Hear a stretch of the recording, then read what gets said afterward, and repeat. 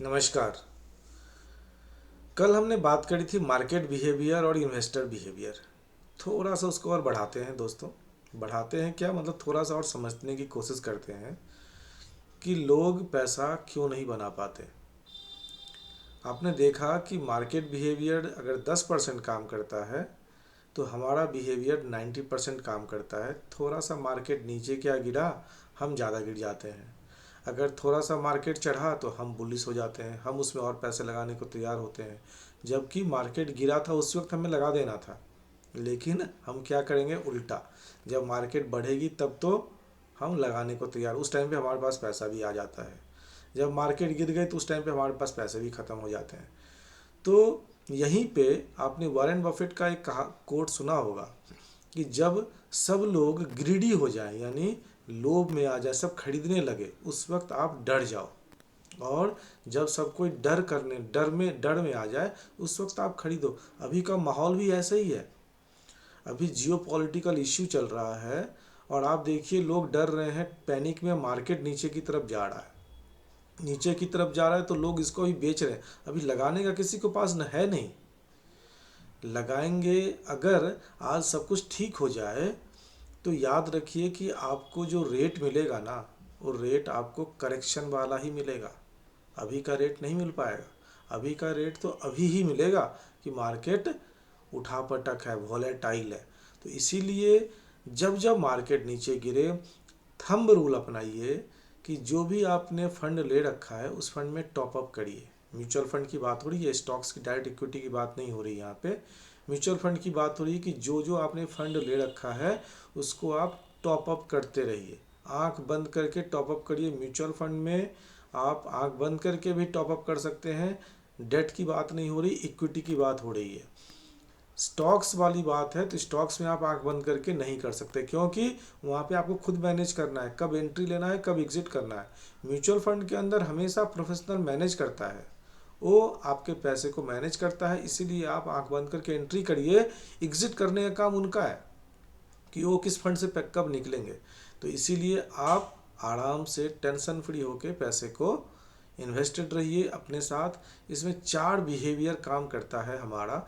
एक तो timing, timing कितना है हमारे पास, टाइम कितना है हमारे पास, हम कितने टाइम के लिए पैसे को लगा सकते हैं।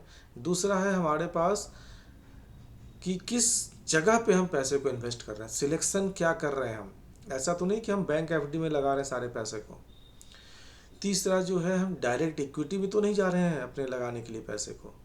डायरेक्ट इक्विटी कोई ख़राब नहीं है, अगर आप समझ के करें तो कोई बुराई नहीं है। पहले आपको समझना पड़ेगा कि क्या होता है डायरेक्ट इक्विटी।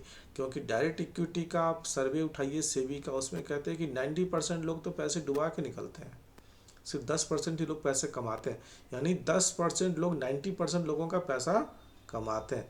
इसलिए दोस्तों याद रखिए कि हमेशा सही जगह पे सही टाइम दे के आप पैसे को इन्वेस्ट करिए। और बेस सबसे जो मेन पॉइंट है वो पॉइंट है एडवाइज़र। आपका एडवाइज़र आपके साथ ज़रूर होना चाहिए। ऐसा नहीं कि आप डायरेक्ट फंड में इन्वेस्ट कर रहे हैं। दोस्तों डायरेक्ट फंड में इन्वेस्ट करने से आप कब एग्ज़िट करेंगे, कब एंट्री करेंगे, ये सब कुछ आपके ऊपर डिपेंड करता है। देखिए म्यूचुअल फंड में एग्ज़िट करने का काम तो फंड मैनेजर का है, लेकिन एडवाइज़र आपको एडवाइस करता है कि आप किस फंड में और टॉपअप करिए या मत करिए। अगर आपके पास एडवाइज़र है तो आपको सही सलाह देगा, वो आपको सही तरीके से बताएगा कि इस फंड में अभी आप टॉपअप करिए, इस फंड में मत करिए, इसमें एसआईपी स्टार्ट करिए। क्योंकि ये बहुत बड़ा रोल है। ऐसा मत समझिए कि सब कुछ हम खुद से कर लेंगे, हमारे पास जो भी टेक्निकल आजकल डाटा है उसके कर लेंगे। ऐसा होता तो सभी पैसे बनाते। आप याद रखिए कि अगर आप साथ में रहेंगे तो अच्छा पैसा बना पाएंगे। एक एडवाइज़र का बहुत अच्छा रोल होता है, वो पूरी तरीके से सोचता है कि हम अपने कस्टमर्स का पैसा बनवाएं। अगर वो पैसा बनवाएगा तभी वो आपके साथ टिक पाएगा, नहीं बनवाएगा तो नहीं टिक पाएगा ऑब्वियसली। तो आप उनके साथ बने रहिए। हम एक, जैसे हमने देखा महाभारत के अंदर कि महाभारत में जब युद्ध हुई तो दुर्योधन और अर्जुन दोनों पहुंचे थे भगवान कृष्ण के पास।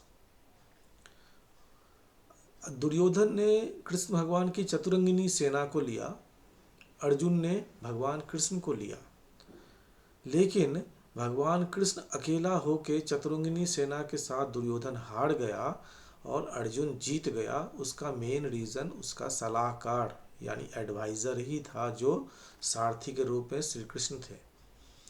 आप सही सलाहकार चुनिए और सही जगह पे इन्वेस्ट करिए। और सबसे बड़ा जो थंब रूल है, थंब रूल ये है कि आप इसमें कंटिन्यूटी में, एग्रेसिव मोड में आपका जो भी फंड चल रहा है उसके अंदर जब जब मार्केट गिरे आप उसमें टॉप अप करिए।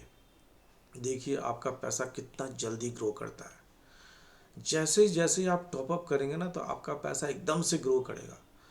मार्केट जब जब करेक्शन हुआ है तब तब मार्केट ऊपर की तरफ बाउंस बैक मारा है, ये हमेशा याद रखिए। चाहे वो 2017 का डोकलाम इशू हो, चाहे IL&FS का इशू हो, चाहे DHFL का इशू हो, चाहे 2020 का कोविड हो, 2021 का कोविड का सेकेंड वेव हो, जब जब मार्केट नीचे डिप किया है उतना ही ऊपर गया है।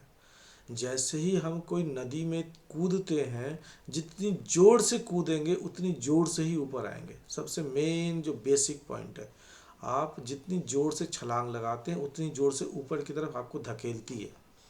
तो दोस्तों, आप मार्केट के गिरने से ना डरें, वॉलेटाइल ही मार्केट का सबसे बड़ा मेन पॉइंट है। मार्केट में वॉलेटाइल नहीं रहेगी तो फिर मार्केट में मज़ा क्या, फिर तो बिल्कुल सिंपल सा स्ट्रेट लाइन जैसे FD चलता है वैसे हो गया, फिर कोई फ़ायदा नहीं है फिर उससे। तो इसीलिए दोस्तों, आप आराम से तसल्ली से इसमें पैसे लगाइए। फंड को ज़्यादा ना समझते हुए, फंड एडवाइज़र का काम है आपको एडवाइस करना। हम भी आपको फंड बताते रहेंगे। अगर आप हमसे भी जुड़ना चाहते हैं तो हमारा नीचे मेल दिया हुआ है, नीचे डिस्क्रिप्शन में लिंक है, उसमें अगर आप डीमैट भी ओपन करना चाहते हैं तो उस लिंक से ओपन कर सकते हैं, या हमारे को मेल करिए, हम आपको ज़रूर गाइड करेंगे। धन्यवाद दोस्तों आज के लिए। आगे हम आपको और कुछ आपको बेसिक पॉइंट्स बताएंगे, जैसे कि कैसे हम अलग अलग स्मॉल कैप हमें कौन सा फंड, या मल्टी कैप या लार्ज कैप कौन सा फंड हम ले सकते हैं, हम देखेंगे। ठीक है दोस्तों, तो प्लीज़ हमारे चैनल को लाइक कीजिए, शेयर कीजिए, सब्सक्राइब कीजिए। अगर कोई क्वेरी है तो आप ज़रूर कमेंट बॉक्स में डालिए, हम आपकी क्वेरी को ज़रूर सॉल्व करने की कोशिश करेंगे। धन्यवाद दोस्तों।